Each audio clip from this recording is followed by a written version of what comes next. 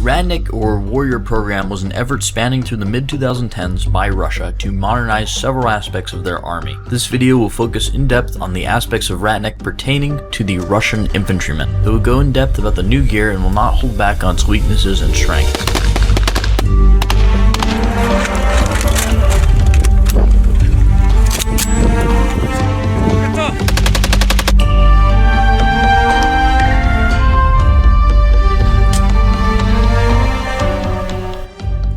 I feel a need to go into some detail about Ratnik, even though it's been around for a bit, because there are not too many good videos of this stuff in English. This channel has already tested and featured in detail a number of Ratnik program items, including the so-called granite ceramic body armor, airman helmets, and new tank crewman gear.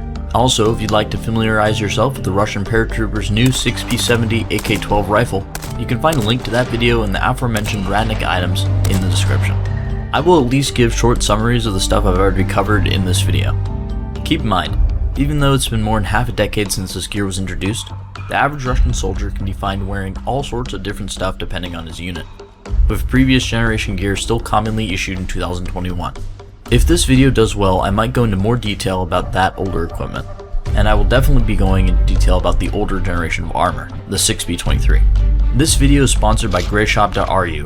Among countless other items, Grayshop sells a lot of genuine and commercial Ratnik gear. Any Ratnik items that they're unable to acquire have been recreated by Grayshop as fairly decent replicas. If you'd like to buy your own Ratnik loadout, I'd say that Grayshop is a pretty decent place to start. Plus, all of their Ratnik stuff is on sale right now. Let's start with the camouflage patterns.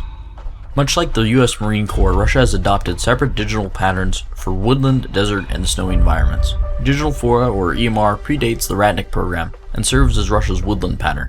Unfortunately, during the first production run of Ratnik gear and uniforms, infrared remission was completely neglected, leading to a lot of gear that showed up extremely bright when observed with night vision devices. While this issue has been fixed in new production, a lot of the early issued gear items are still around in the army, leading to the odd soldier that glows in the dark. The 6SH122 masking suit, that is basically comfortable combat pajamas, does have IR emission. It can be worn over just about everything and has loops for foliage. The suit is reversible to a more autumn looking pattern and comes in a desert variant. During Russia's early forays into Syria, the desert digital camouflage was not finalized, and a simple solid pinkish color was used on gear and uniforms called pig. Enthusiasts also like to call it fleshoflage. This desert camo was mostly replaced and made rare by the later desert digital. There are also white snow 119 oversuits with covers for the winter gloves, a cover for the rucksack, and a winter helmet cover for the 6B47 helmet. That helmet, the 6B47, is a rather weak NIJ 2A rated airman helmet. It has a basic rope liner inside as well as a night vision mount and a side rail for a helmet light that appears to be a copy of the Streamlight Sidewinder. This Russian light does not have the IR LED of the Streamlight, and although some Russian units are given binoculars, Russians still typically favor weapon-mounted night vision or thermal sights issued to higher-ranking NCOs or officers within any given platoon. The Russian army still hasn't received an aiming laser for their grunts, and still needs to rely on passive aiming either through their new holographic sight or through one of the weapon-mounted night vision sights. The 6B45 body armor, on the other hand, is much more improved from previous Russian body armor generations. It has internal sewn-in air mid layers and has much better ceramic plates that are just shy of an NIJ4 rating. I did an extremely in-depth evaluation on this armor, so if you'd like to know more about it, check out the link in the description. The 6SH117 load-bearing vest that lays over the armor is kind of like a more robust version of the US Army's Flick, but with buckles instead of a zipper. It usually comes with a few different variations with different MOLLE pouches depending on the weapon issued to the soldier. We've got a PKM, so we have a machine gunner's version here for example, with several PKM pouches. The vest also has hidden pockets. The program also came with a standardized watch, this neat pocket knife, decent knee and elbow pads in abundance, and boots. I can confirm that the boots are very comfortable and compared to a lot of older types, with desert ones being especially so.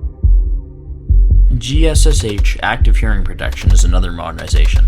Early headsets, however, were very low quality and were prone to breaking. Although they've been replaced by the so-called 6M2s, they don't seem to be used very often unless the soldier in question needs to be on the radio.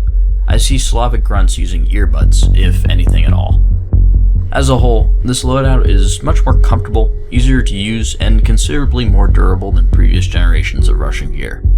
Please let me know if you have any specific questions about this loadout. I know this video is a little bit short, and that's because a lot of the finer details can be found in the other videos I've released. I will answer as many of the questions in the comments